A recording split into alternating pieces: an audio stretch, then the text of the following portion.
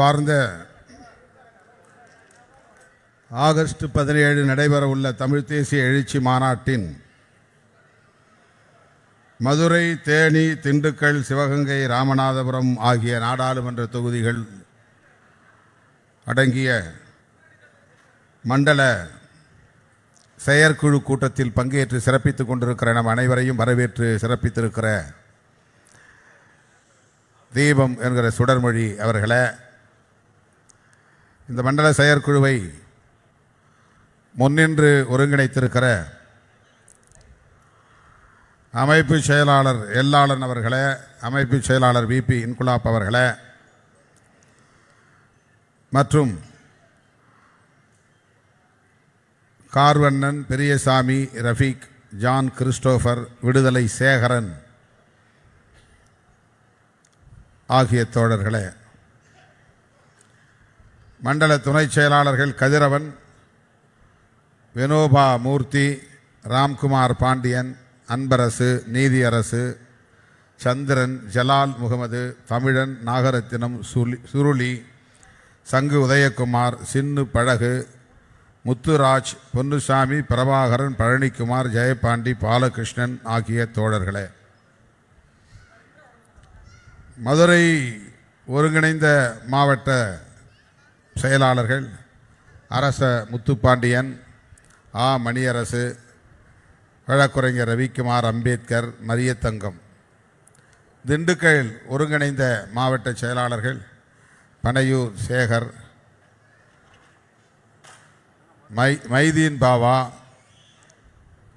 தமிழரசன், திருவளவன், போர்க்கொடியேந்தி, தண்டபாணி, தமிழ்முகம், தேனி மாவட்ட செயலாளர்கள் சுசி தமிழ்பாண்டியன், குழந்தை ராஜ், அயூப் கான், மதன் தமிழாளன், உசிலை பழனிசாமி, சிவகங்கை மாவட்ட செயலாளர்கள் ஊஞ்சனை சரவணன், திலீபன் ராஜா, அம்பேத் வளவன், பாலையா, விஜயன், ராமச்சந்திரன், ராமநாதபுரம் மாவட்ட செயலாளர்கள் முத்துவாப்பா, சத்யராஜ் வளவன், தமிழ் தேசியன், கருப்புசாமி, இனியவன், ஜோசப் ஆகிய தோழர்களே,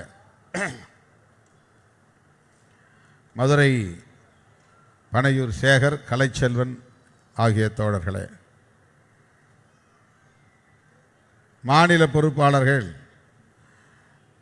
பே ஆற்றலரசு, வே கனியமுதன், வில்லவன் கோதை, கூகா பாவலன், பொதுனி வளவன், செல்லப்பாண்டியன், கலைவாணன், நாவா சசி, சிந்தனை வளவன், ஆசா அன்பழகன், பா அகரன், வழக்குரைஞர் சரவணன், ஐயாவு, மோகனா, போஸ், சமத்துவன், பரமசிவம், கல்லல் திருமொழி, ரேவதிக்குமார், விவேகா, வழக்குரைஞர் இளைய கௌதமன், ஜெயப்பிரகாஷ், சலேஷ் துரை, வழக்குரைஞர் மணிகண்டன், சா மலைச்சாமி, மாலின் ஆகிய தோழர்களே, மூச்சு வாங்குது. மாநில துணை செயலாளர்கள் எஸ்பி மணிகண்டன், பழனிமணி, மு மாதவன், சிவலிங்கம், மேலவளவு கருப்பையா, வழக்குரைஞர் அருள் ஜோசப், வழக்குரைஞர் சேக்குவேரா, இரா பாண்டியம்மாள், கு காமராஜ், ரேவதி அழகர்சாமி, அலங்கை செல்வ அரசு, மேலவாசல் மோகன், நெடுஞ்செழியன், சிறுத்தை ராஜா, கீழ்மதுரை பூமிநாதன், ஆயிஷா பேகம், மாலின், டிபிஐ முத்து, பரந்தாமன், முடுவை அழகுமலை, விடுதலை புலியம்மாள், வழக்குரைஞர் நெல்சன், மணிமொழியன், வீர கரிகாலன், தமிழாளன், வயலூர் முத்துகிருஷ்ணன், தன்மான செல்வி, எரம்பட்டி பாலவளவன், மது, ஆண்டி, முத்துராமன், வழக்கறிஞர் கரிகாலன், அருண் பிரசாத், வழக்குரைஞர் ஐயனார், ஜெயபால், பீட்டர் வளவன், கோவிந்தராஜ், இஸ்மாயில், தமிழ்ச்செல்வன், மாவீரன் கிட்டு, கோபால் பாண்டியன், வழக்குரைஞர் செல்வம், உலகநம்பி, திருச்சித்தன், தங்கராஜ், பழனி பொதினிவளவன், இன்பராஜ், பூபாலன் ஆகிய தோழர்களே, நன்றியுரையாற்றவிருக்கிற மண்டல துணை செயலாளர் தென்னிலவன் அவர்களே. இதில் நிறைய பேர் வரல, ஆனாலும் அவங்க பேரை படிக்க வேண்டியதாக இருக்கு. மற்றும் இயக்கத்தின் முன்னோடிகளே, திரளாக கூடியிருக்கிற என் உயிரின் உயிரான விடுதலை சிறுத்தைகளே,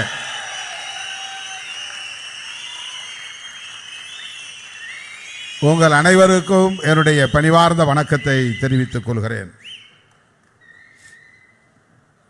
12:30 மணியிலிருந்து 2:30 மணி வரையில் கிட்டத்தட்ட 2 மணி நேரம் நின்று கொண்டே நீங்கள் வாரி வழங்கிய மாநாட்டு நிதியை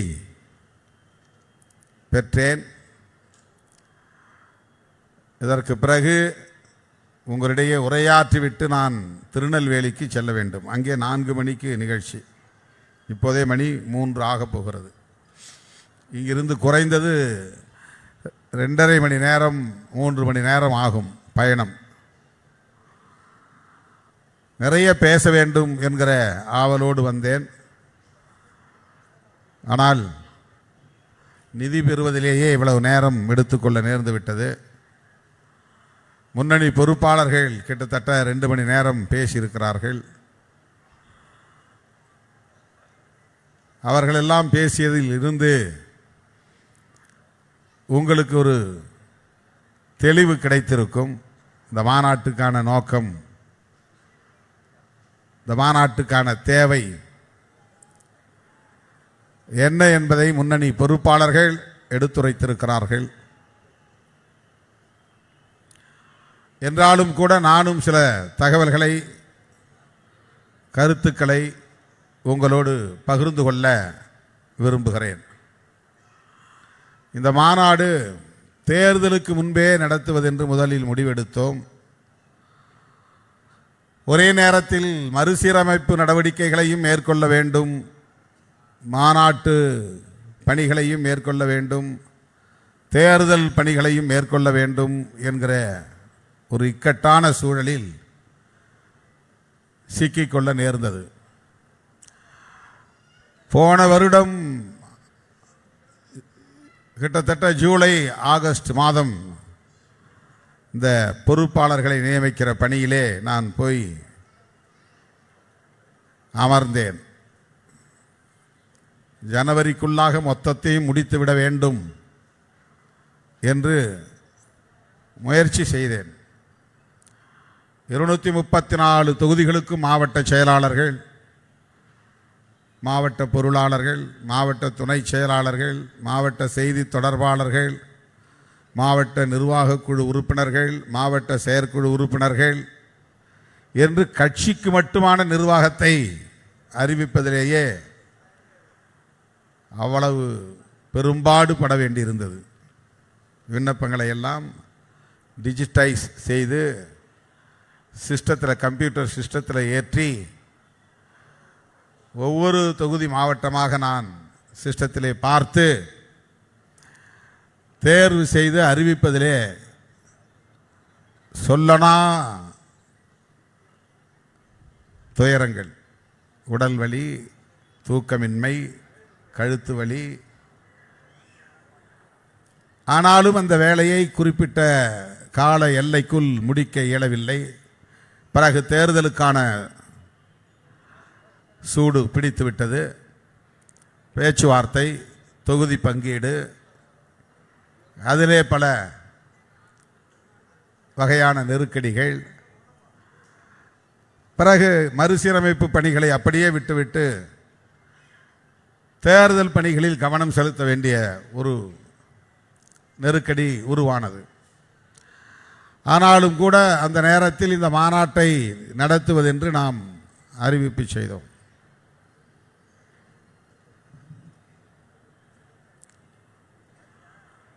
மே 17ஆம் தேதி நடத்துவதாக அறிவித்தோம். தேர்தலெல்லாம் முடிஞ்சு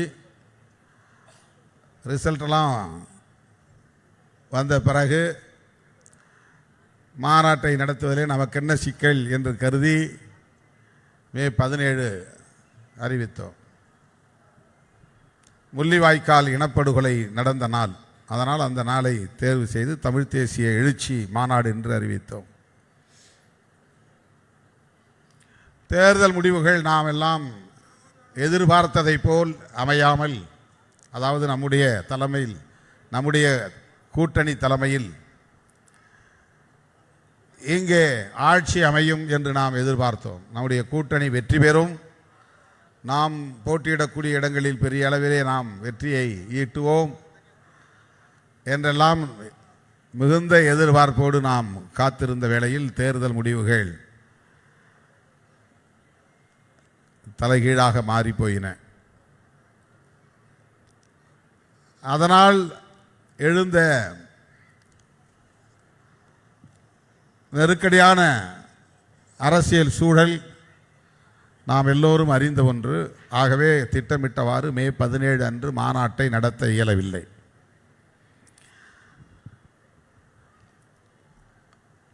ஒரே நேரத்தில் 2 விழாக்களை நான் அறிவித்திருந்தேன். ஒன்று விருதுகள் வழங்கும் விழா, இன்னொன்று தமிழ் தேசிய எழுச்சி மாநாடு. ஜூன் 14 விருதுகள் வழங்கும் விழா,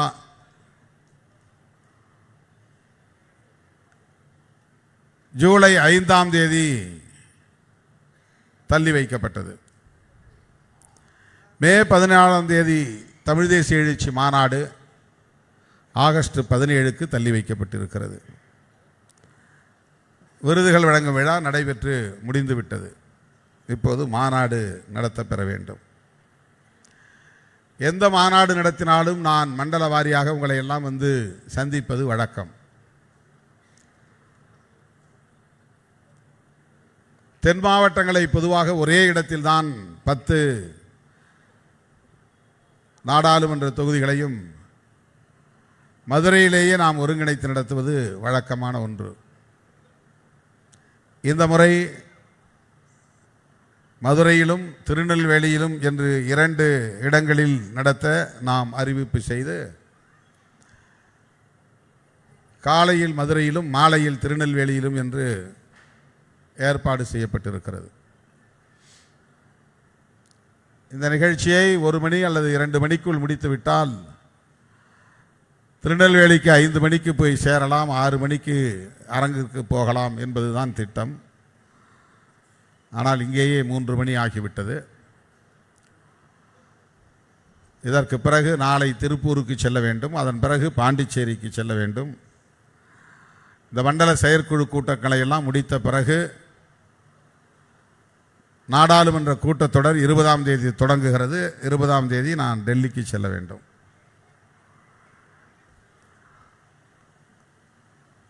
இடையறாது ஓடிக்கொண்டே இருக்கிறோம், தீவிரமாக களப்பணிகளை ஆற்றிக்கொண்டே இருக்கிறோம்.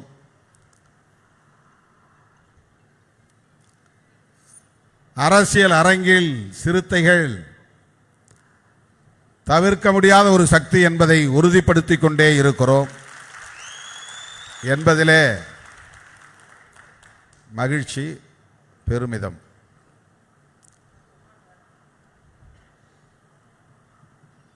இதுவரையில் நாம்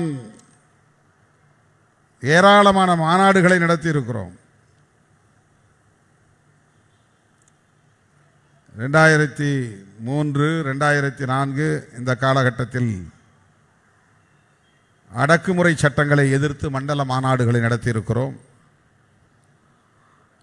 இந்துத்துவ பண்பாட்டு திணிப்பை எதிர்த்து சேலத்திலே மாநாடு, மதுரையிலே 2005 4ஆம் வட்டமேசை மாநாடு, இரட்டை வாக்குரிமை கோரி. அதே 2005ஆம் ஆண்டு பஞ்சமி நிலமீட்பு மாநாடு, 2006ஆம் ஆண்டு ஈழத்தமிழர் பாதுகாப்பு மாநாடு, அதே 2006 தமிழக பொன்விழா மாநாடு. தமிழ்நாடு என்று பெயர் அறிவித்து 50 ஆண்டுகள் நிறைவு பெற்றதையொட்டி தமிழக பொன்விழா என்று இந்த பெயர், மாநிலத்தின் பெயர் தமிழ்நாடு என்று மொழிவழி அடிப்படையிலே பிரிக்கப்பட்டதன் அடையாளமாக பொன்விழாவை நாம் கொண்டாடினோம். அதுதான் பொன்விழா மாநாடு. சமூக நீதி மீட்சி மாநாடு 2006 3 மாநாடு. 2007 நெல்லையில் மண்ணுரிமை மாநாடு, முத்தமிழறிஞர் கலைஞர் பங்கேற்ற மாநாடு. மாநாட்டை முடித்து கொண்டு திரும்பும்போது தான் பூதக்குடி தோழர்கள் விபத்திலே சிக்கி உயிரிழக்க நேர்ந்தது. பெருமாள்பட்டி தோழர்களும், 2008 கருத்துரிமை மீட்பு மாநாடு, அதே 2008 மகளிர் உரிமை மாநாடு, தலித் கிறிஸ்தவர் எழுச்சி மாநாடு, தமிழீழ அங்கீகார மாநாடு, 2008 மட்டும் 4 மாநாடுகள் நடத்தியிருக்கிறோம். ஜனவரி, மார்ச், ஜூன், டிசம்பர் 4 மாநாடுகள் அந்த 2008. 2009 எழும் தமிழீழம் இன விடுதலை மாநாடு, 2010 உழைக்கும் மகளிர் உரிமை மாநாடு, அதே 2010 தமிழர் இறையாண்மை மாநாடு.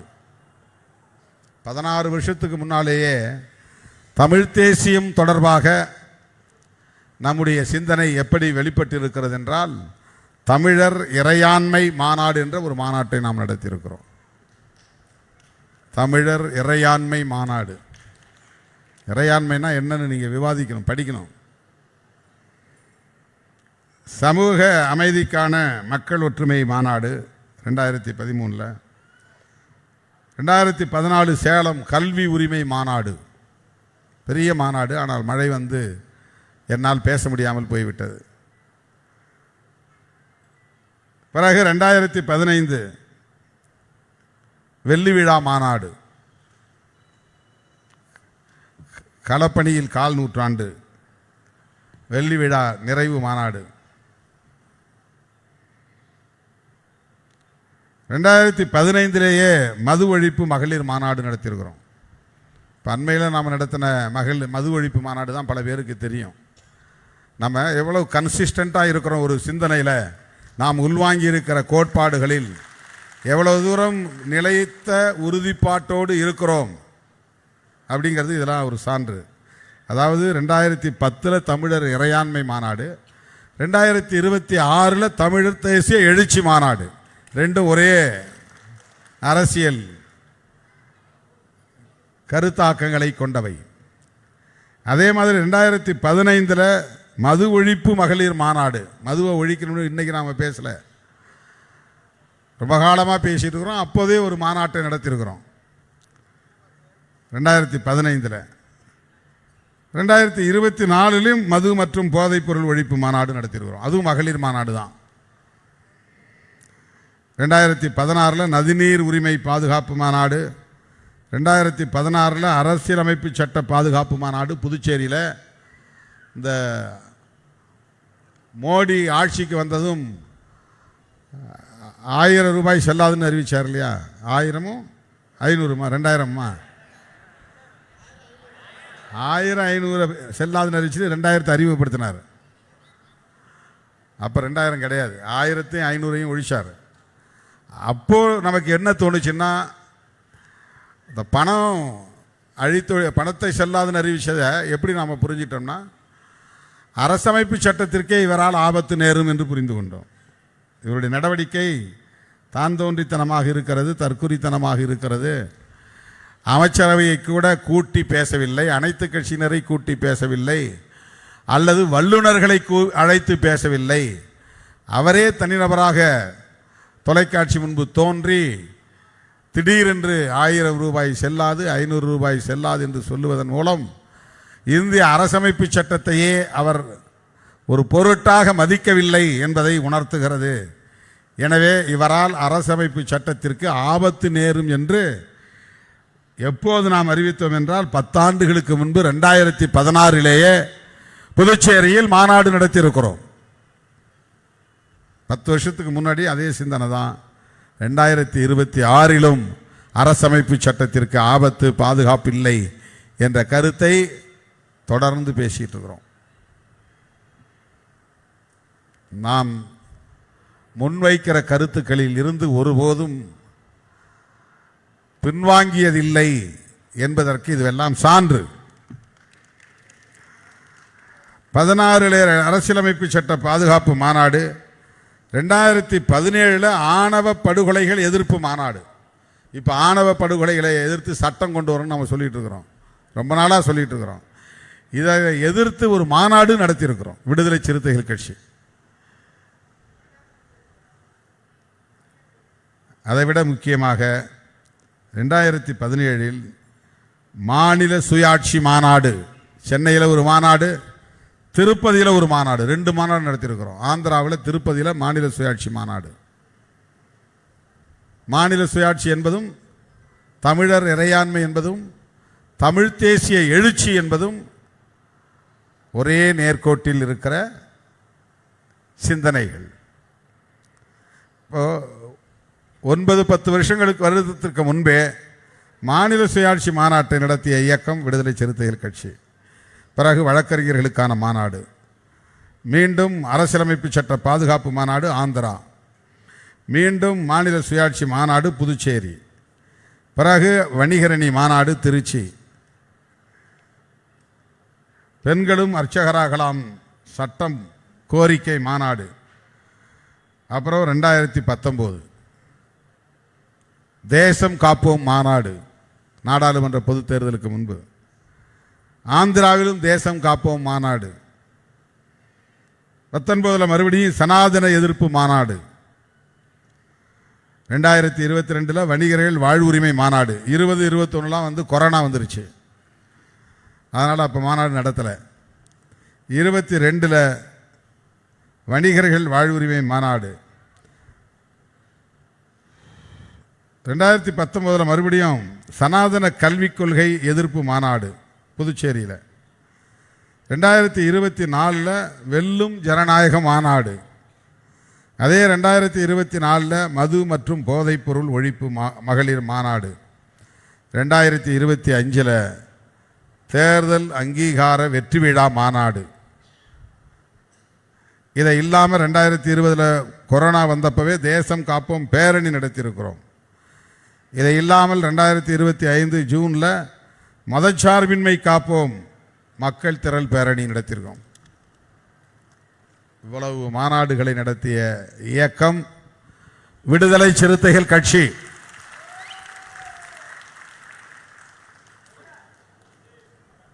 இதை இல்லாமல் ஒவ்வொரு வருஷம் விருதுகள் வழங்கி வர்றோம். 2007 இருந்து இப்போ 2026 நாம் நடத்த போகிற மாநாடு இன்னைக்கு 17, அடுத்து வரக்கூடிய 17, இன்னும் கரெக்டாக இடையில 30 நாள் தான் இருக்கு. ஜூலை 17 பேசிக்கிட்டு இருக்கிறோம். ஆகஸ்ட் 17 மாநாடு. இந்த மாநாட்டுக்கான செலவையும் எதிர்கொள்ள வேண்டும் என்கிற அடிப்படையில் தான் மண்டல செயற்குழு கூட்டங்களில் உங்களிடையே மாநாட்டு நிதியையும் கேட்டு பெறுகிறோம். அதன்படி இப்போது நீங்கள் வழங்கியிருக்கிற தொகை 17,33,800.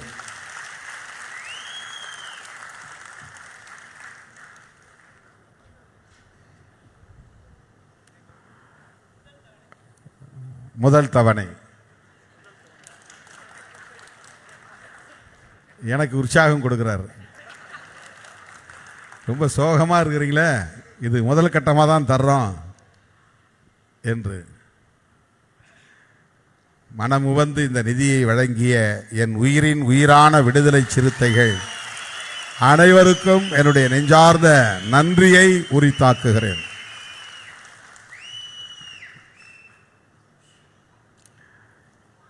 திருச்சியிலும்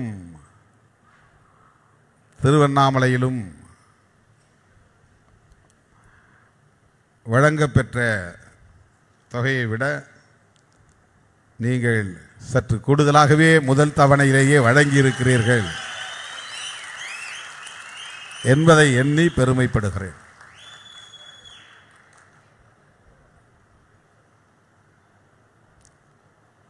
ஓவியம் தீட்டிய கையோடு, பெயிண்ட் கையோடு வந்து தம்பி நிதி கொடுக்கிறார். கம்பி கட்டும் தொழிலாளி என்று காய்த்து போன விரல்களோடு வந்து நிதியை கொடுக்கிறார்.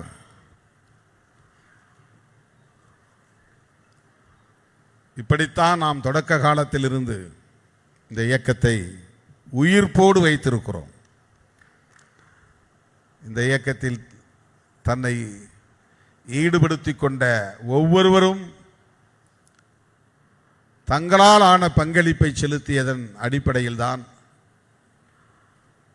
இந்த இயக்கம் நாளுக்கு நாள் வலிமை பெற்று இன்றைக்கு தமிழகத்தில் ஒரு மாநில கட்சியாக அங்கீகாரம் பெற்றிருக்கிறது.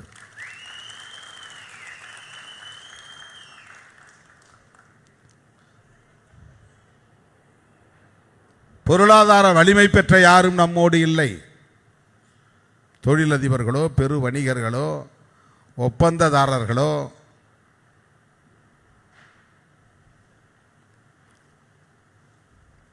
இந்த இயக்கத்தில் யாரும் இல்லை. அல்லது தொழிலதிபர்களோ வணிகர்களோ ஒப்பந்ததாரர்களோ நிலக்கிழார்களோ யாரும் இந்த இயக்கத்திற்கு பெரிதாக கொடையளிப்பதற்கு துணை இருப்பதற்கு தயாராகவும் இல்லை. அப்படி யாரும் கிடையாது.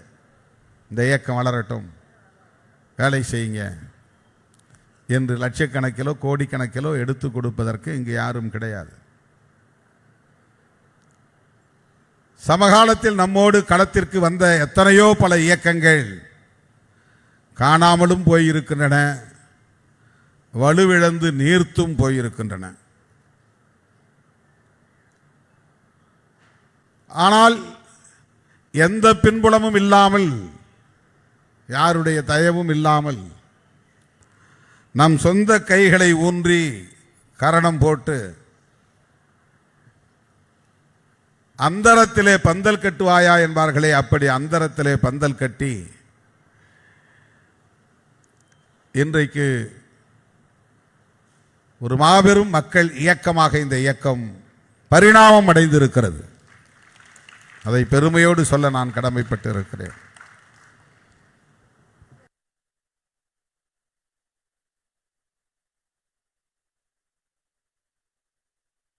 பரப்பி தழைத்திருக்கலாம், ஆனால் இந்த இயக்கத்தின் ஆணிவேர் மதுரை மண்தான் என்பதை என்றென்றைக்கும் பெருமையோடு பதிவு செய்ய கடமைப்பட்டிருக்கிறேன். மரத்தினுடைய அடிமரம் இங்கே தான் இருக்கு. கிளை ஆந்திராவில் இருக்கலாம், தெலுங்கானாவில் இருக்கலாம். இந்த கிளை, இந்த மரத்தின் கிளை மகாராஷ்டிரா வரையில் கூட நின்றுருக்குது. மகாராஷ்டிராவிலும் கிளை இருக்கு. கேரளாவில் மலையாளத்தில் எழுதுகிறார்கள் விளம்பரம், ஆந்திராவிலே தெலுங்கில் எழுதுகிறார்கள் விடுதலை சிறுத்தைகள் கட்சி என்று, கர்நாடகாவிலே கன்னடத்தில் எழுதுகிறார்கள். ஆக இந்த இயக்கம் இன்றைக்கு எளிய மக்களுக்கான ஒரு பாதுகாப்பு அரணாக விளங்குகிறது.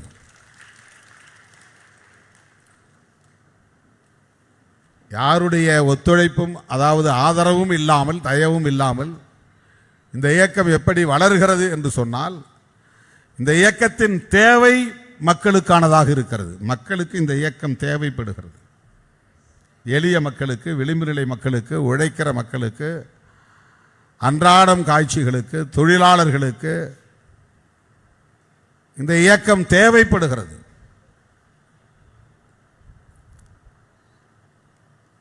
ஆகவே இந்த இயக்கம்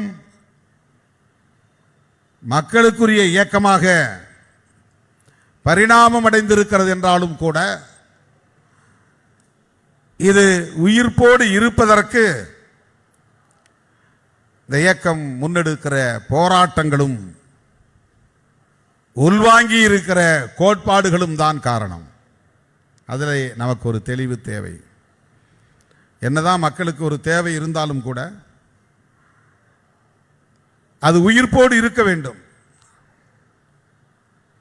அப்படி உயிர்ப்போடு இருக்க வேண்டுமானால், உயிரோடு இருக்க வேண்டுமானால், ரெண்டு விஷயங்கள் ஒரு இயக்கத்திற்கு தேவை. ஒன்று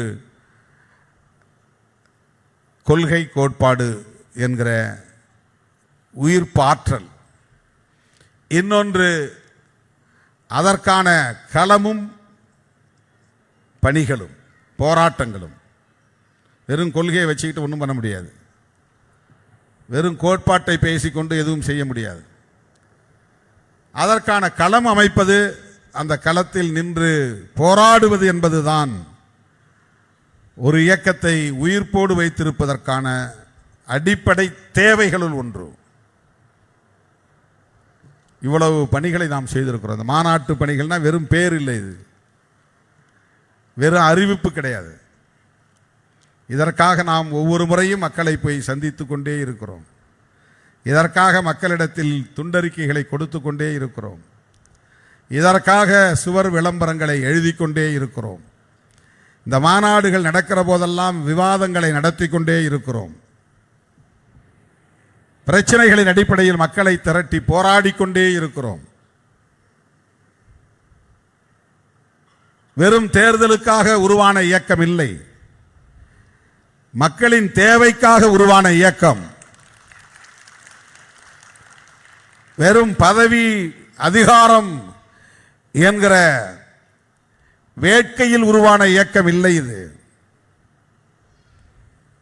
மக்களின் பாதுகாப்புக்காக உருவான இயக்கம். இது பதவிக்கானதல்ல, பாதுகாப்புக்கானது.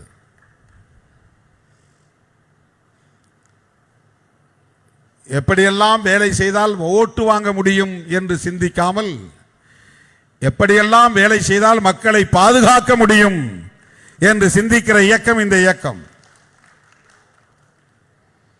எப்படியெல்லாம் வேலை செய்தால் தொகுதி பங்கீடு செய்து கொள்ள முடியும் என்று சிந்திக்கிற இயக்கம் இல்லை இந்த இயக்கம். எப்படியெல்லாம் வேலை செய்தால் மக்கள் சந்திக்கிற சவால்களை எதிர்கொள்ள முடியும் என்று சிந்திக்கிற இயக்கம். ஆகவேதான் எத்தனை சுனாமிகள் அடித்தாலும் சேதப்படாமல் இருக்கிற இயக்கம் விடுதலை சிறுத்தைகள் கட்சி.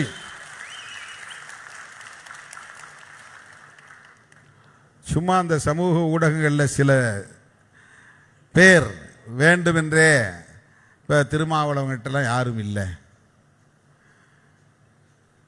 யாரும் இல்லை, பதவி மட்டும் நோக்கம் என்று வந்தவர்கள் யாரும் இல்லை, மீண்டும் மீண்டும் சீட்டு வேண்டும் என்று எண்ணி வந்தவர்கள் யாரும் இல்லை, இன்னும் எவ்வளவு வாரலாம் என்று ஆசைப்படுகிறவர்கள் யாரும் இல்லை.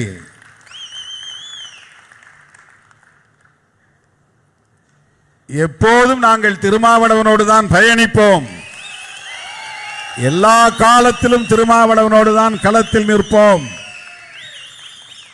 நாங்கள் அம்பேத்கரின் பிள்ளைகள், பெரியாரின் பிள்ளைகள், மார்க்சின் மாணவர்கள் என்கிற புரிதலோடு இருக்கிற ஒருவரும் அவர்கள் சொல்வது போல் வெளியேறியவர்கள் அல்ல. அப்படிப்பட்டவர்கள் யாரும் இல்லை. அது விரல் விட்டு எண்ணக்கூடிய 1-2 பேர் தான். நான் இப்போ அண்மையில் வட மாவட்டங்களில் பேசினேன். மதுரைக்கு தெற்கே இருக்கிற தம்பிகள் நான் தேர்தல் காலத்திற்கு முன்பே இயக்கம் ஆரம்பித்த போது என்னோடு வந்தவர்கள். அவர்கள் ஒரு ஆள் கூட இதுவரையிலும் திருமாவளவன் வேண்டாம் என்று பேசியதில்லை, சொன்னதில்லை.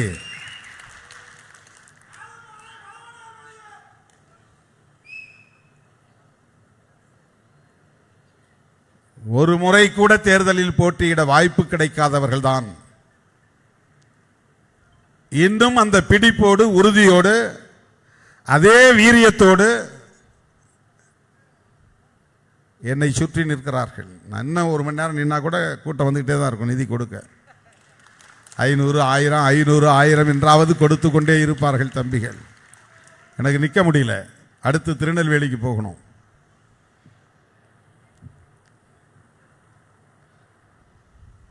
தோழர்களே, நாம் இந்த மாநாட்டை ஒருங்கிணைப்பது தேர்தலுக்காக அல்ல. தேர்தல் முடிந்து விட்டது. அதனால் எவனும் சொல்ல முடியாது. இதை மாநாடு எதுக்கு போடுறாரு, சீட்டு எவ்வளவு வாங்கலான்னு பேரம் பேசுவதற்காக, சக்தியை காட்டுவதற்காக இந்த மாநாடு போடுகிறார் என்று யாரும் சொல்ல முடியாது. கருத்தியல் களத்தில் நாம் எந்த அளவுக்கு உறுதியாக நிற்கிறோம் என்பதற்கு இது ஒரு சான்று.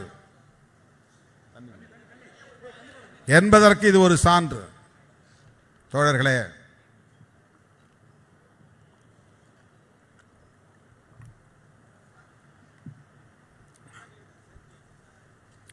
ஆயிரத்தி 1991 ஆண்டு ஏப்ரல் திங்கள் 14ஆம் நாள் மதுரை புதூரில் முதலாக நான் இந்த இயக்கத்தின் கொடியை அறிமுகப்படுத்திய போது முன்மொழிந்த கொள்கை முழக்கங்களுள் ஒன்றுதான் தமிழ் தேசியம். 91 எத்தனை வருஷம் ஆகுது? 2001, 2011, 2021, 35 வருஷம் ஆகுது. 35 ஆண்டுகளுக்கு முன்பு திருமாவளவன் மதுரை மண்ணில் உச்சரித்த சொல் தான் தமிழ் தேசியம். இடையில நம்ம பேசல, திடீரென்று நாம் சொல்லவில்லை. இப்போ உங்க துண்டறிக்கை கொண்டாந்து கொடுத்தாங்க தம்பிங்க. அந்த துண்டறிக்கையில் சாதியத்தை வேறறுப்போம், தமிழ் தேசியத்தை வென்றெடுப்போம் என்ற முழக்கம் இருக்கிறது. இது நான் எழுதிய முழக்கம். எப்போ எழுதினேன், எனக்கு ஞாபகம் இல்லை.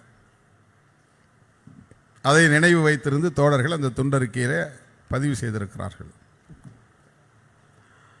சாதியத்தை வேறறுப்போம், தமிழ் தேசியத்தை வென்றெடுப்போம். சாதியம் தேசியம் மோனைக்காக போட்டதில்ல. கவிதையில் எப்படி வரும்? எதுகை மோனைன்னு சா போட்டால் சாவில் அடுத்த வார்த்தை ஆரம்பிக்கும். சாதியம்னா தேசியம் அப்படின்னு வரும். அந்த ஒலி உச்சரிப்பு எதுகை மோனைக்காக போட்டதல்ல, கருத்தியல் முழக்கம் இது. சாதியத்தை வேறறுப்பதன் மூலம்தான் தமிழ் தேசியத்தை வென்றெடுக்க முடியும் என்கிற செய்தி அதிலே அடங்கி இருக்கிறது. ஆனால் இன்றைக்கு தமிழ் தேசியம் பேசக்கூடியவர்கள் சாதி பெருமையை குடிப்பெருமை என்று பெருமைப்பட பேசிக் கொள்கிறார்கள். சாதியை சொல்லு, அப்பதான் நீ தமிழனா இல்லையான்னு தெரியும் அப்படின்னு சாதியை வாழ வைப்பதற்காக பேசுகிறார்கள். சாதியை குடிப்பெருமை என்று சாதியை உயிர்ப்போடு வைத்திருக்க துடிக்கிறார்கள். சாதி ஒழித்தல் ஒன்று, நல்ல தமிழ் வளர்த்தல் மற்றொன்றுன்னு பாரதிதாசன் பாடியிருக்கிறார்.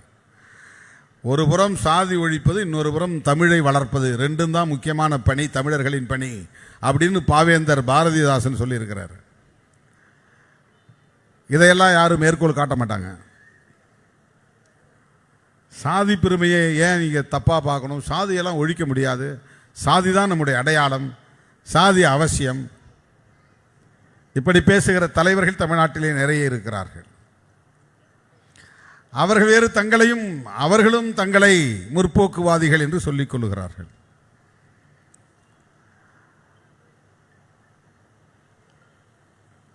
ஆக தமிழ் தேசியம் என்பது திடீரென்று திருமாவளவன் முன்மொழிந்த ஒரு முழக்கம் அல்ல. திடீரென்று விடுதலை சிறுத்தைகள் பேசுகிற அரசியல் அல்ல. இந்த இயக்கத்தின் கொடியை வடிவமைத்து அதை அறிமுகப்படுத்திய முதல் நாளிலேயே சாதி மதம் ஒழித்து சமத்துவம் படைப்போம், வர்க்க அமைப்பை துடைத்து வறுமையை துடைப்போம், பெண் உரிமை மீட்டு நாட்டின் பெருமையை காப்போம், தேசிய இன உரிமையின் மூலம் தமிழ் தேசியத்தை வளர்ப்போம், வல்லரசுகளின் ஆதிக்கத்தை வன்மையாக எதிர்ப்போம். இதான் ஐவகை முழக்கங்கள். 5 முனை கொண்ட நட்சத்திரம். அந்த 5 முனைகளும் ஒவ்வொரு முனையும் ஒரு கொள்கைக்கான களம் அல்லது வியூகம். எங்கள் போராட்டத்திற்கான அல்லது நாங்கள் செய்ய போகிற புரட்சிக்கான வியூகங்களை கட்டமைக்கிற கோட்பாட்டு முழக்கங்கள். அந்த ரைமிங்காக சொன்ன வார்த்தைகளை ஒரு சொல்லில் சொன்னோம்னா சாதி ஒழிப்பு, தமிழ் தேசியம், மகளிர் விடுதலை, பாட்டாளி வர்க்க விடுதலை, ஏகாதிபத்திய எதிர்ப்பு அல்லது வல்லரசிய ஆதிக்க எதிர்ப்பு. இப்போ அமெரிக்கா ஈரான் மேலே படையெடுக்கிறான், ஈராக் மேலே படையெடுக்கிறான் என்றால் அமெரிக்காவை எதிர்த்து, அமெரிக்க ஏகாதிபத்தியத்தை எதிர்த்து விடுதலை சிறுத்தைகள் குரல் கொடுக்கும், போராடும். சில பேர் கேட்குறான், நீ எதுக்காக ஈரான் விஷயத்தெல்லாம் தலையிடுறான்றான். எங்கள் கட்சி உள்வாங்கி இருக்கிற கோட்பாடு ஏகாதிபத்திய எதிர்ப்பு. நீ ஏன் தமிழை பற்றி பேசணும்? ஏன் தமிழ் பெயர் ஏற்றுக்கொள்ள வேண்டும்? எதற்காக தமிழீழத்தை ஆதரிக்க வேண்டும்? ஏன் தமிழீழ விடுதலை புலிகளை ஆதரிக்க வேண்டும்? ஏன் மேதகு பிரபாகரன் அவர்களை ஆதரிக்க வேண்டும்? ஏனென்றால் எங்கள் இயக்கம் உள்வாங்கி இருக்கிற அரசியல் தமிழ் தேசிய அரசியல். தமிழ் தேசியம் என்கிற அந்த கொள்கைகளை நாம் ஏற்றுக்கொண்டிருப்பதால் தான் நாம் தமிழ் வாழ்க என்றும் முழக்கமிடுகிறோம். தமிழ் ஈழத்தையும் ஆதரிக்கிறோம். தமிழ் தேசிய எழுச்சி மாநாட்டையும் நடத்துகிறோம்.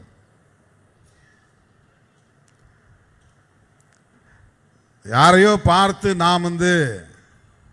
நாமும் அதே போல செய்வோம் என்று இல்லை.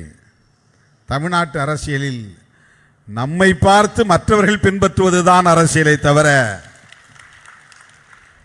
நாம் யாரையும் காப்பியடிக்கிற அரசியலை கையாண்டதில்லை. கொள்கைகளை பொறுத்தவரையில் எல்லா இயக்கங்களும் ஒரே மாதிரி தான். ஆனால் அவற்றை நடைமுறைப்படுத்துகிற போது அதிலே நாம் காட்டுகிற தீவிரம் கட்சிக்கு கட்சி மாறுபடும். அதில் இருக்கிற உறுதிப்பாடு தலைமைக்கு தலைமை மாறுபடும். அப்படி பிற இயக்கங்களில் இருந்து முற்றிலும் மாறுபட்ட அணுகுமுறைகளை கையாளுகிற,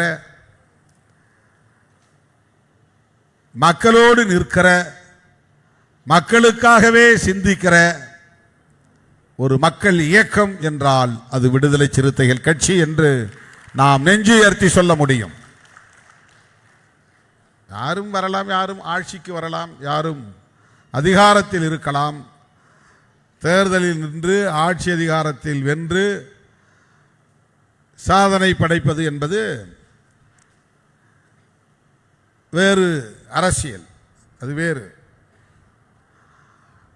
கிராமம் கிராமமாக சென்று மக்களை சந்தித்து, மக்களை படித்து, மக்களோடு நின்று மக்களை அரசியல் படுத்துகிற அரசியல் என்பது வேறு. நாம் செய்வது மக்களை அரசியல் படுத்துவது, மக்களை அமைப்பாக்குவது. இதுதான் நம்முடைய முதன்மையான நோக்கம், அதுதான் இலக்கு. நாம் எதுக்கு இயக்கம் வைத்திருக்கிறோம் என்று சொன்னால், சாதாரண மக்களையும் அரசியல் படுத்துவது, அவங்களுக்கு என்ன சமூகத்தில் நடந்து கொண்டிருக்கிறது என்கிற தெளிவை ஏற்படுத்துவது, சமூக கட்டமைப்பை பற்றிய தெளிவை ஏற்படுத்துவது, பொருளாதார உற்பத்தி முறைகளை பற்றிய தெளிவை ஏற்படுத்துவது, அரசியல் அரங்கில் நிகழ்கிற ஒவ்வொன்றை பற்றியும் அவர்களோடு உரையாடுவது, விவாதிப்பது. மக்களை அரசியல் படுத்திவிட்டால் போதும், மாற்றங்கள் தன்னியல்பாக நிகழும். ஒரு தனிநபர் திரைப்படத்திலே வருகிற கதாநாயகனை போல திடீரென்று தோன்றி சாதிய வன்கொடுமைகளை தடுத்துவிட முடியுமா என்றால் முடியாது. திடீரென்று ஒரு தலைவன் தோன்றி பெண்களுக்கு எதிரான குற்றங்களை எல்லாம் ஒரே நாளில் அல்லது ஒரே ஆண்டில் அல்லது ஒரே ஆட்சி காலத்தில் 5 ஆண்டுகளில் ஒழித்துவிட முடியுமா என்றால் முடியாது. சமூகத்தில் நிலவுகிற உயர்வு தாழ்வு என்கிற இந்த பாகுபாடுகளை ஒரு தனி மனிதனால் ஒழித்துவிட முடியுமா என்றால் முடியாது.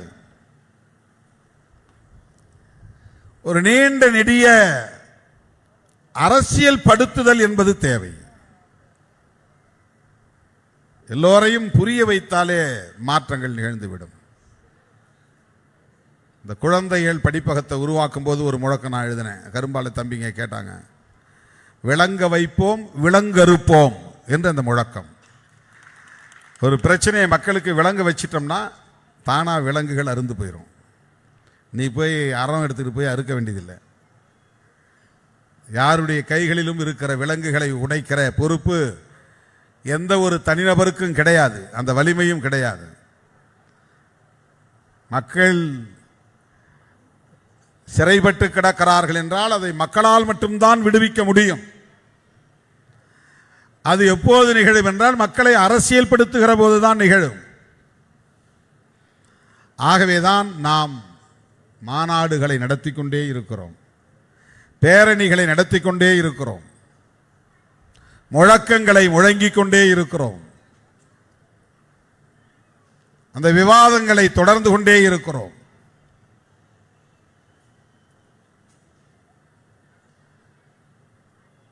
தலைமுறை தலைமுறையாய் இத்தகைய அரசியல் படுத்துதல் என்பது நீடிக்கிற போது சமூகத்தில் நாம் எதிர்பார்க்காத அளவுக்கான மாற்றங்கள் நிகழும். எலெக்ஷன் நேரத்தில் எப்படி வேணாலும் யாருக்கும் மாற்றி ஓட்டு போட முடியும், ஓட்டு போட வைக்க முடியும், எப்படி வேணாலும் ஆட்சி மாற்றங்களை நிகழ்த்த முடியும், ஆட்சியை கைப்பற்ற முடியும். ஆனால் ஓவரால் கூட்டி கழித்து பார்த்தால் சமூகத்தில் எந்த மாற்றங்களும் நிகழ்ந்திருக்காது.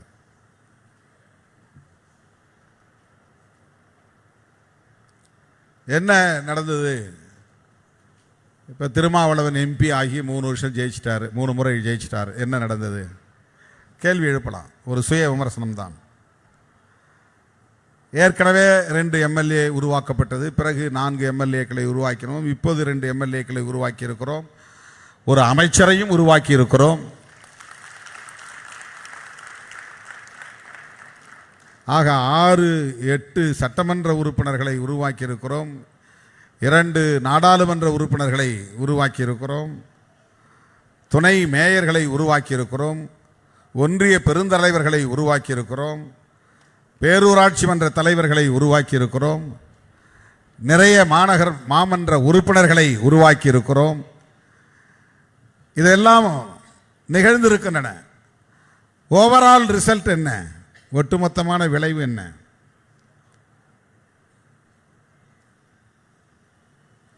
தோழர்களே, சமூக மாற்றம் என்பது அரசியல் படுத்துதலில் இருந்து நிகழக்கூடிய ஒன்று. அரசியல் படுத்துதல் என்றால் கட்சி அடையாளப்படுத்துதல் என்ற பொருள் இல்லை. நீ இந்த நீல சிவப்பு துண்டை போட்டாலும் போடலை அப்படின்னாலும் இந்த கட்சி பேசுகிற அரசியலை பேச வேண்டும், அதுதான் முக்கியம். நீ நீல சிவப்பு துண்டை அணிந்தால் மாற்றம் நிகழ்ந்து விட்டது என்று பொருள் இல்லை. சாதி ஒழிப்பு அரசியலை பேச துணிந்தால் மாற்றம் நிகழும். நீ நீலம் சிவப்பு நட்சத்திரம் பொறித்த மஃப்ளரை கழுத்திலே போட்டிருந்தால் மாற்றம் நிகழ்ந்து விடாது. தமிழ் தேசிய அரசியலை பேசுகிற தெளிவிருந்தால், துணிவிருந்தால் மாற்றம் நிகழும். பெண் விடுதலைக்கான அரசியலை விவாதிக்கவும் அதை பரப்பவும் செய்தால் நீ சிறுத்தைதான். அதுக்கு நட்சத்திரம் பொறித்த சட்டையை அணிய வேண்டும் என்று இல்லை, நட்சத்திரம் பொறித்த கொடியை கூரையிலே ஏற்ற வேண்டும் என்று தேவையில்லை, காரிலே பறக்க விட வேண்டும் என்று தேவையில்லை, பாக்கெட்டுக்குள்ளே தலைவரின் படத்தை வைத்துக் கொள்ள வேண்டும் என்று தேவையில்லை. நெஞ்சத்திலே சாதி ஒழிப்பு, தமிழ் தேசியம், பாட்டாளி வர்க்க விடுதலை, மகளிர் விடுதலை, ஏகாதிபத்திய எதிர்ப்பு என்கிற அரசியல் இருக்க வேண்டும். இந்த அரசியல் இருந்தால், இந்த கொள்கை கோட்பாட்டு தெளிவு இருந்தால் நீ சிறுத்தை தான். அதைத்தான் நாம் முன்னின்று எடுத்துச் செல்கிறோம், மக்களிடத்தில் கொண்டு போய் சேர்த்து கொண்டிருக்கிறோம். அதற்கான ஒரு அங்கம்தான் மாநாடுகளை நடத்துவது. மாநாடுகளை நடத்துவது எங்களுக்கு இவ்வளவு பேர் இருக்கிறாங்கன்னு காட்டுறதுக்கு இல்லை. 10,000 பேர் வந்தால் கூட போதும், அல்லது 5,000 பேர் வந்தால் கூட போதும், அது பிரச்சனை கிடையாது. 10 லட்சம் பேர் வந்தாலும் 10,000 பேர் வந்தாலும் இவர்களில் எத்தனை பேர் இந்த இயக்கத்தின் கொள்கைகளை புரிந்து இயங்குகிறார்கள் என்பதுதான் முக்கியம். இந்த கொள்கைகளை, கோட்பாடுகளை எப்படி விவாதிக்கிறார்கள் என்பதுதான் முக்கியம். இதுதான் அரசியல் படுத்துதல். அரசியல் படுத்துதல் என்றால் இதுதான். கட்சியில் 100 பேரை கொண்டு வந்து சேர்க்கறதுக்கு பேரில் அரசியல் படுத்துதல். அந்த கட்சியிலிருந்து ஆள் பிடிச்சு இந்த கட்சியில் கொண்டு வந்து சேர்க்கறது இல்லை அரசியல் படுத்துதல். அரசியல் படுத்துதல் என்பது கொள்கை வழிப்படுத்துதல், கொள்கை வழி அவர்களை இயக்குதல், தெளிவுபடுத்துதல். அதுவே அவர்களை தலைநிமிர வைக்கும், அவர்களை தலைவர்களாக தலைநிமிர வைக்கும், அவர்களை போராளிகளாக பரிணாமம் பெற வைக்கும். போராளிகளை உருவாக்க முடிந்தவர்களால் தான் தலைவர்களை உருவாக்க முடியும். போராளிகள் இல்லாத இயக்கம் தலைவர்களை ஈன்று தராது. அதில் தலைவர்கள் உருவாக மாட்டாங்க. பணம் பண்ணுறதுக்கு ஆள் தெரிஞ்சவங்க இருப்பாங்க, பதவி செய்யறதுக்கு, பதவியை எப்படி பெறுவது என்பதற்கு ஆளுகள் உருவாவார்கள். போராளிகள் உருவாகிற போதுதான் அந்த போராளிகளில் இருந்துதான் தலைவர்கள் உருவாக முடியும்.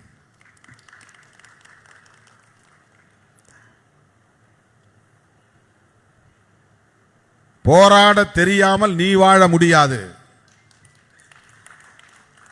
போராட வேண்டுமானால் தேவையை உணராமல் போராட முடியாது. இதுதான் சிறுத்தைகளின் முழக்கம். இது ரொம்ப காலத்துக்கு முன்னால் நான் எழுதியது. தேவையை உணராமல் போராட முடியாது, போராட தெரியாமல் நீ வாழ முடியாது. அடிமையாக கிடக்கலாம், அவ்வளோதான். உன்ட்ட எப்பவுமே ஒரு ஃபைட்டிங் நேச்சர் இருக்கணும். உரிமைக்காக குரல் கொடுப்பது என்பது ஒரு போராடுகிற தன்மை. அது அந்த போராட்ட குணம் எங்கிருந்து வரும் என்றால், எனக்கு என்ன தேவை என்பதை நான் புரிந்து கொள்வதிலிருந்து வரும். அந்த தேவையை எப்போது புரிந்து கொள்ள முடியும் என்றால், கோட்பாடுகளை கொள்கைகளை உள்வாங்கிக் கொள்ளுகிற போதுதான் புரிந்து கொள்ள முடியும். எனக்கு சோறு வேண்டும், சட்டை வேண்டும் என்கிற தேவை அல்ல, சமூக தேவை. ஒரு குடும்பத்திற்கு அல்லது சமூகத்திற்கு அல்லது மக்களுக்கு என்ன தேவை, அந்த தேவையை புரிந்து கொள்வதற்கே அரசியல் புரிதல் தேவை. மும்மொழி திட்டம் வேண்டுமா, இருமொழி திட்டம் வேண்டுமா, எது தேவை என்று புரிந்து கொள்ள வேண்டுமானால் மொழிக் கொள்கையை பற்றியும் ஆட்சியாளர்களின் அரசியல் பற்றியும் நமக்கு ஒரு புரிதல் தேவை. அப்படி இருந்தால் தான் ஏன் அவன் 3 மொழியை திணிக்கிறான், நாம் ஏன் அந்த 3 மொழியை எதிர்க்கிறோம், அதுக்கு நமக்கு ஒரு புரிதல் வேணும். இப்போ இதை புரிந்து கொண்டால் இதில் எது நமக்கு தேவைன்னு தெரிஞ்சிடும். 2 மொழியா 3 மொழியா, இந்தி வேணுமா இந்தி வேண்டாமா, ஆங்கிலமும் தமிழும் போதுமா.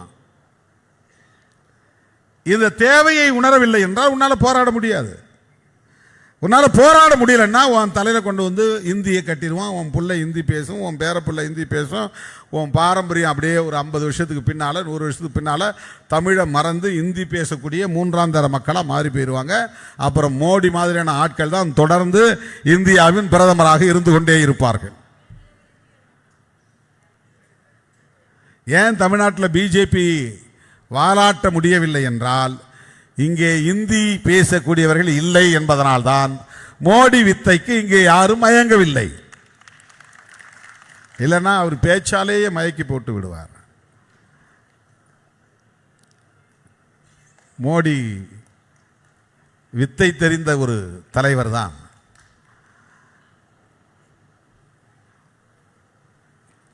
தென் மாநிலங்களில் அவரால் சாதிக்க முடியவில்லை, வெற்றி பெற முடியவில்லை, தமிழ்நாட்டிலே வாலாட்ட முடியவில்லை என்பதற்கு முக்கியமான காரணம், தமிழ்நாட்டில் இந்தியை திணிக்க முடியவில்லை, சமஸ்கிருதத்தை பரப்ப முடியவில்லை.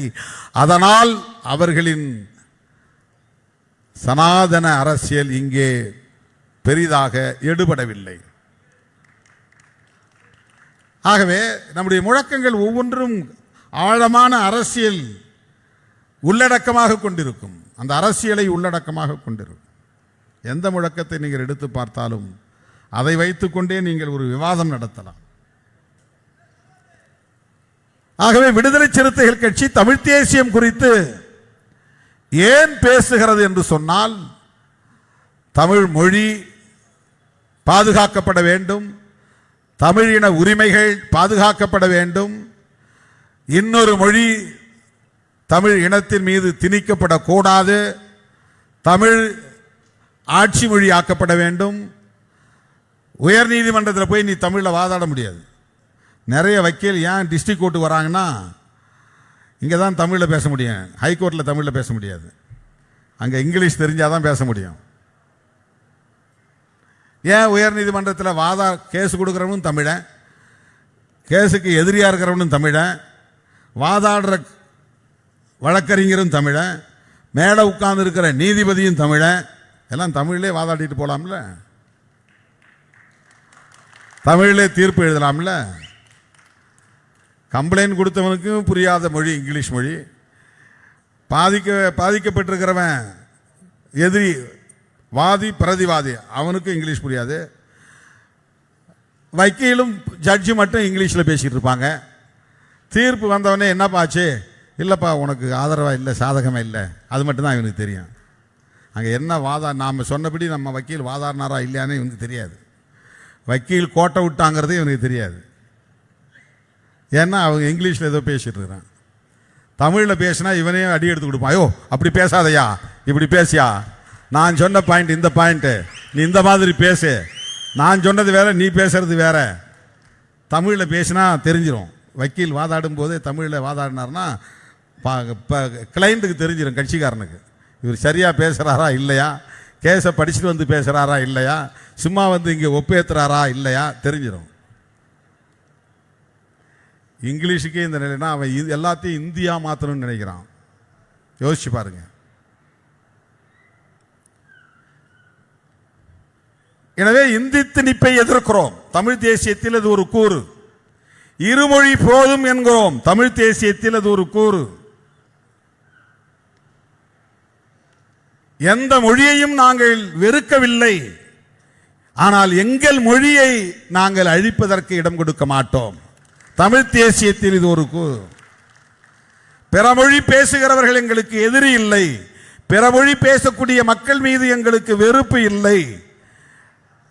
தேசிய இனங்களுக்கு இடையிலே ஐக்கியம் வேண்டும், ஒற்றுமை வேண்டும். இது தமிழ் தேசியத்தின் ஒரு கூறு. ஆனால் இங்கே சிலர் தமிழ் தேசியம் பேசுகிறோம் என்கிற பெயரால் தெலுங்கன், கன்னடன், மலையாளி என்று பிற மொழி வெறுப்பை விதைக்கிறார்கள். விடுதலை சிறுத்தைகள் ஏன் தமிழ் தேசிய எழுச்சி மாநாடு நடத்த வேண்டிய ஒரு தேவைக்கு தள்ளப்பட்டிருக்கிறது என்றால், இங்கே தமிழ் தேசியம் திரிபுவாதமாக போய்கொண்டிருக்கிறது. வெறும் தெலுங்கர் எதிர்ப்பாக மாறி, அது திமுக எதிர்ப்பாக மாறி, கடைசியில் அது கருணாநிதி எதிர்ப்பு என்று போய் சுருக்கிவிட்டார்கள்.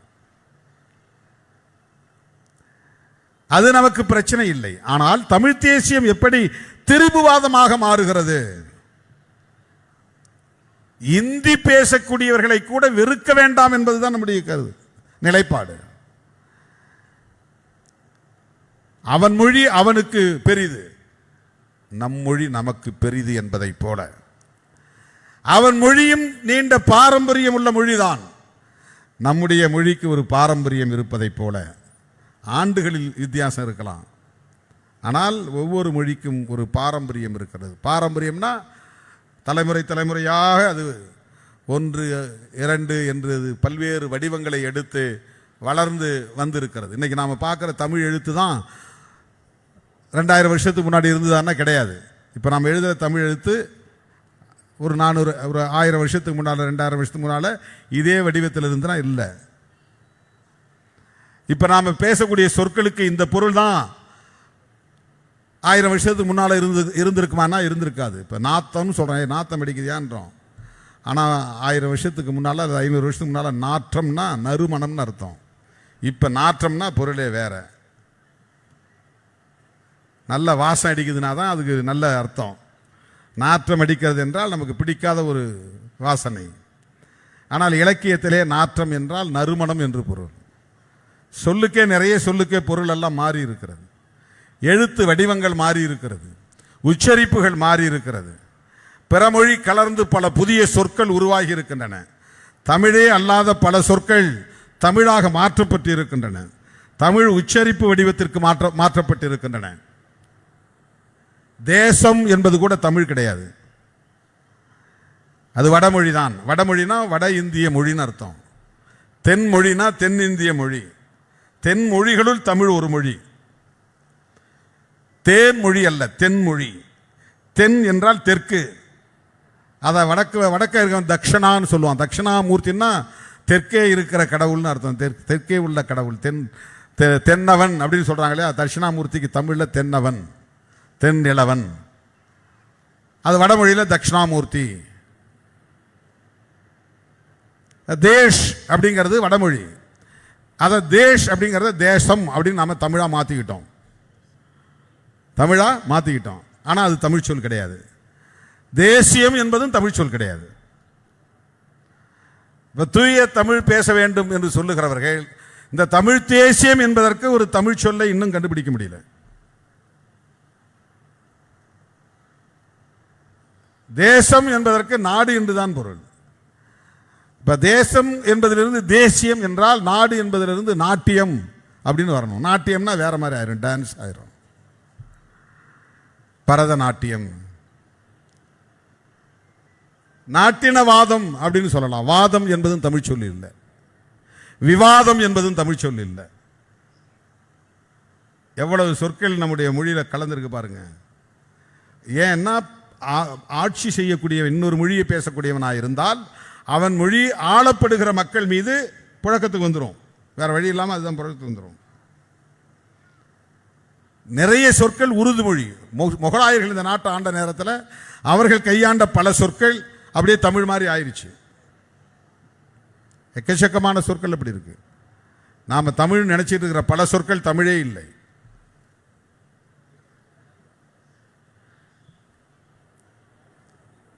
ஆனாலும் கூட இந்த தமிழுக்கென்று ஒரு பாரம்பரியம் இருக்கிறது.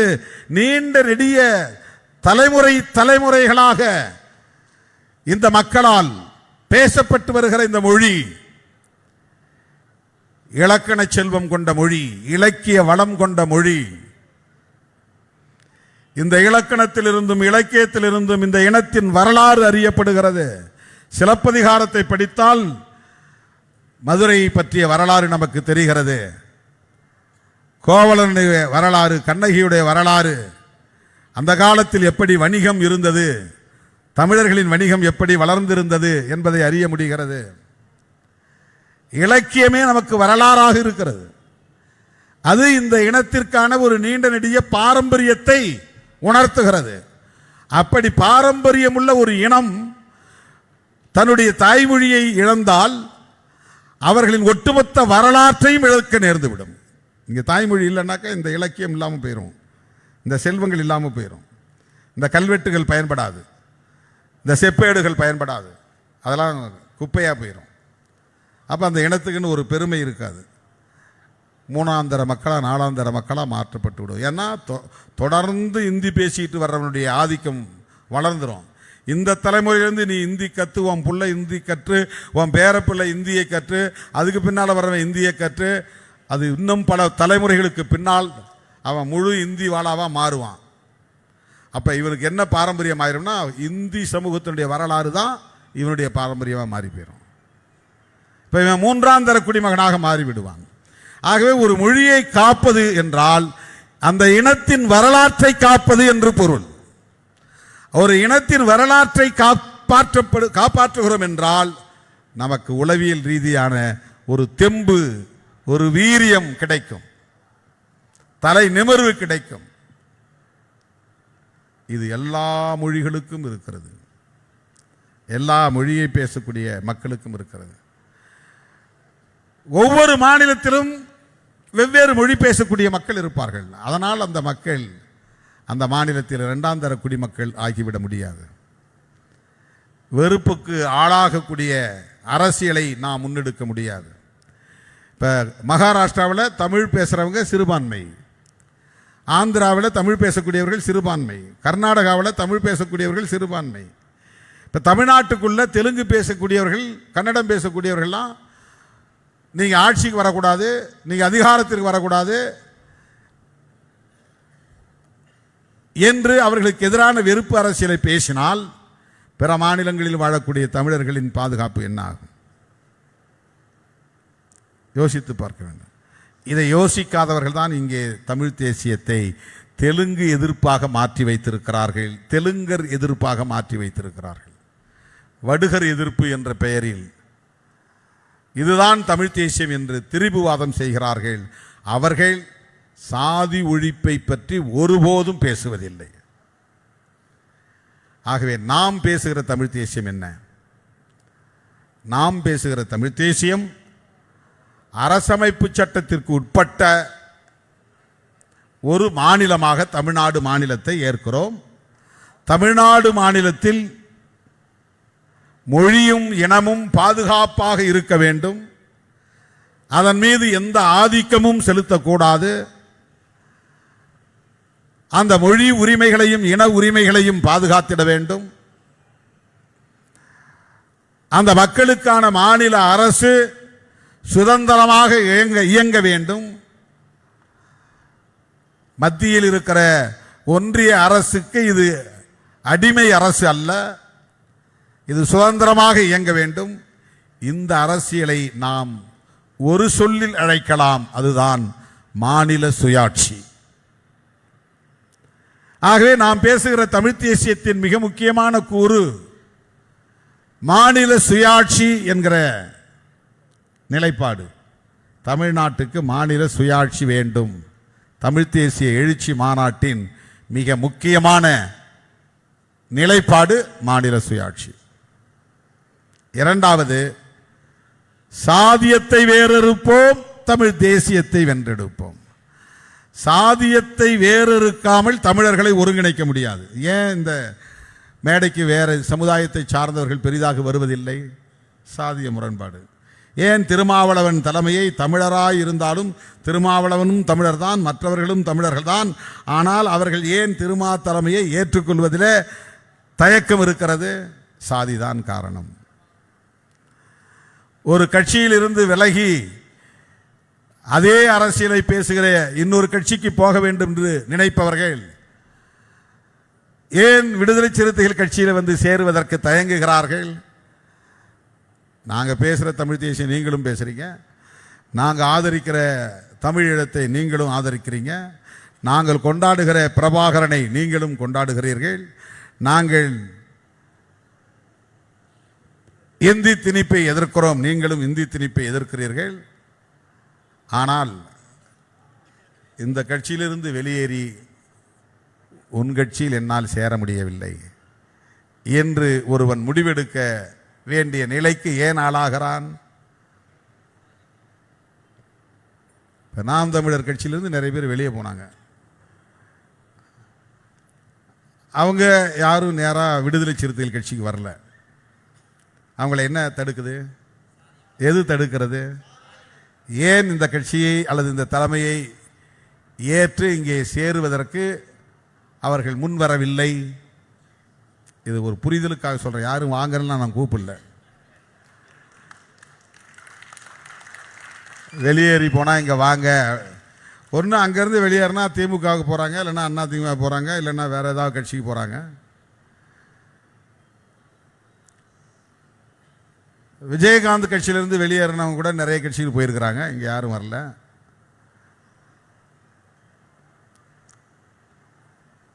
இது நான் ஏன் நம்மகிட்ட வரலங்கிற ஒரு ஏக்கத்திலிருந்து சொல்லவில்லை, ஏன் வரவில்லை என்பதில் ஒரு அரசியல் இருக்கிறது, புரிந்து கொள்ள வேண்டும் என்பதற்காக சொல்லுகிறேன். திருமாவளவன் தலைமையை ஏற்பதில் என்ன நெருடல்? திருமாவளவனுக்கு பேச தெரியாதா, சிந்திக்க தெரியாதா, எழுத தெரியாதா, போராட தெரியாதா, அரவணைக்க தெரியாதா, நிர்வாகம் தெரியாதா? என்ன பிரச்சனை? தமிழனும் சேர முடியாமல் தடுப்பதற்கு இடையிலே இருப்பது சாதி சாதி சாதி என்பதை தவிர வேற என்ன இருக்கிறது? வேற என்ன இருக்கிறது? எனவே சாதி இருக்கிற வரையில் தமிழன் ஒன்றுபட முடியாது. இதை விட வேற என்ன எக்ஸாம்பிள் வேணும்? என்ன உதாரணம் வேணும்? என்ன எடுத்துக்காட்டு வேணும்? என்ன சான்று வேண்டும்? இதெல்லாம் ஒரே சொல்லுதான். ஒரு பொருள் பன்மொழி. எக்ஸாம்பிள்னா இங்கிலீஷ், உதாரணம்னா வடமொழி, சான்றுன்னா தமிழ். எல்லாம் ஒரே பொருள் உள்ள பழமொழி. என்ன சான்று வேண்டும்? சாதி தமிழர்களை ஒருங்கிணைக்க விடாமல், ஒன்று சேர விடாமல் தடுக்கிறது. உண்மையா இல்லையா? உண்மையா இல்லையா? சாதியை ஒழிக்காமல் தமிழர்களை ஓரணியில் திரட்ட முடியுமா? அதனால்தான் சாதியத்தை வேறறுப்போம், தமிழ் தேசியத்தை வென்றெடுப்போம். இதுதான் முழக்கம். தமிழ் தேசியம் பேசக்கூடியவர்கள் சாதி ஒழிப்பை பற்றி பேசுகிறார்களா? விடுதலை சிறுத்தைகள் எந்த அளவுக்கு கொள்கை தெளிவோடு இருக்கிறது, நடைமுறை சாத்திய கூறுகளை பற்றி சிந்திக்கிறது, முற்போக்காக சிந்திக்கிறது என்பதை புரிந்து கொள்ள வேண்டும்.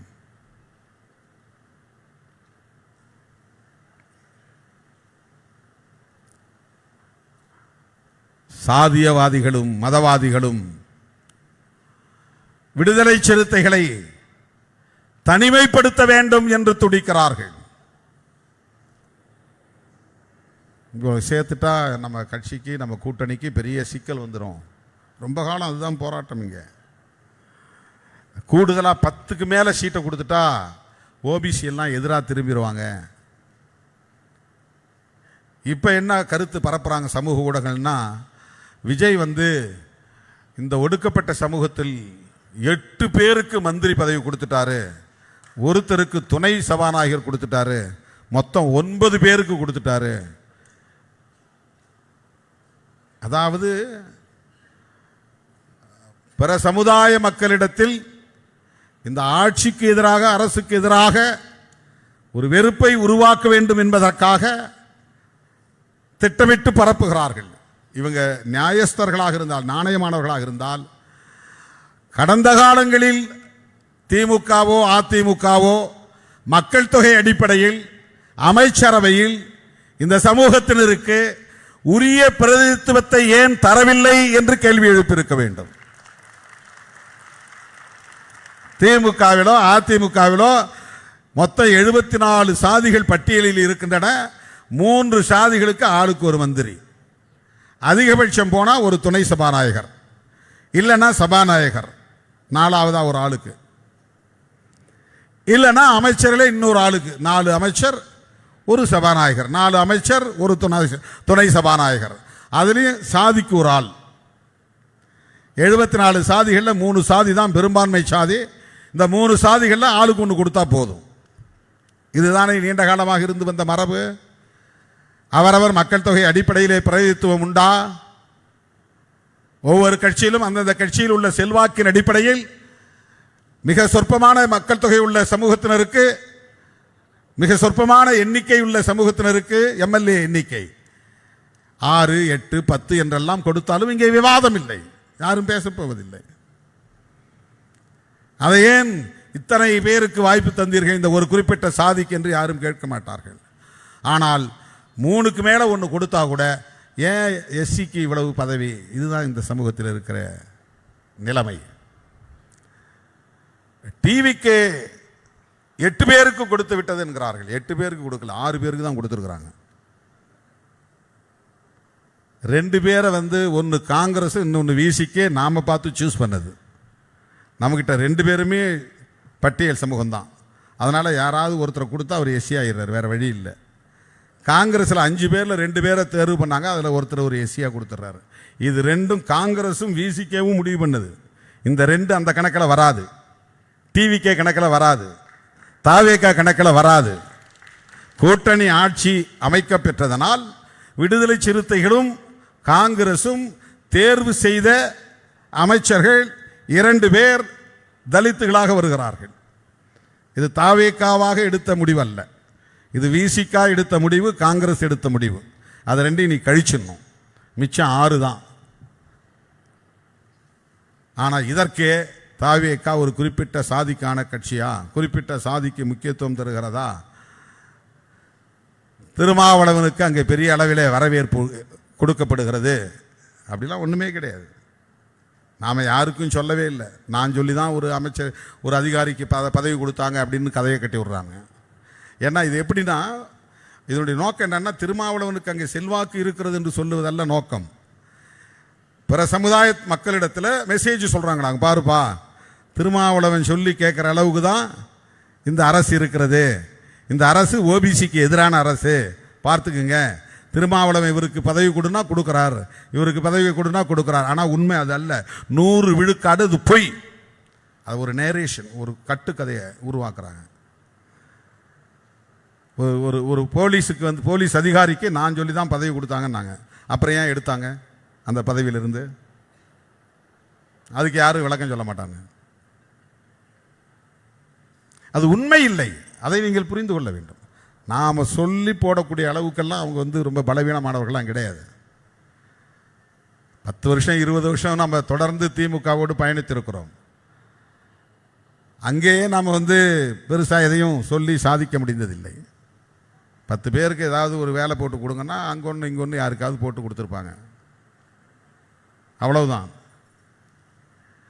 அவ்வளவு உறுதிப்பாட்டோடு நீண்ட காலம் தோழமை கொண்ட நிலையிலும் கூட அந்த காலத்திலும் நம்மால் எதையும் பெரிதாக சாதிக்க முடிந்ததில்லை.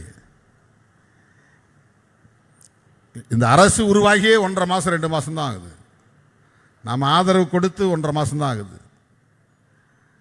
அதுக்குள்ளே எப்படி நாம் பெரிய பெரிய பதவிகளை தீர்மானிக்க முடியும்?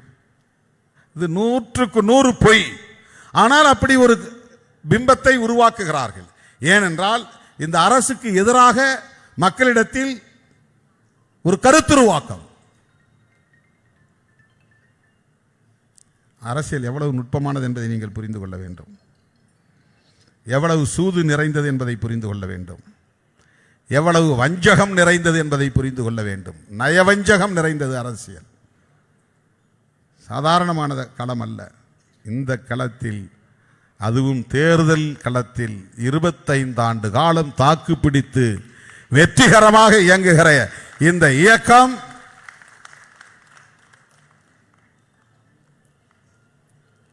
ஒரு கொள்கை சார்ந்த பேரியக்கமாக, கோட்பாடு சார்ந்த பேரியக்கமாக இன்னும் இன்னும் பரிணாமம் பெற வேண்டும் என்கிற வேட்கையோடு தான் நாம் மீண்டும் இந்த மாநாட்டை ஒருங்கிணைத்திருக்கிறோம். இந்த மாநாட்டுக்கு தென் மாவட்டங்களிலிருந்து நீங்கள்லாம் கிட்ட வரணுங்கிறது, பக்கத்தில் இருக்கணுங்கிறதுக்கு தான் திருச்சி உளுந்தூர்பேட்டையை மையமாக வைக்கிறோம்.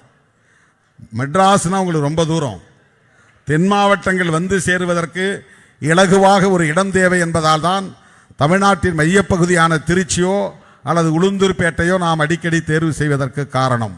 எனவே என் உயிரின் உயிரான விடுதலை சிறுத்தைகளே, ஆகஸ்ட் 17 தமிழக அரசியலில் பெரும் தாக்கத்தை ஏற்படுத்துகிற நாள்.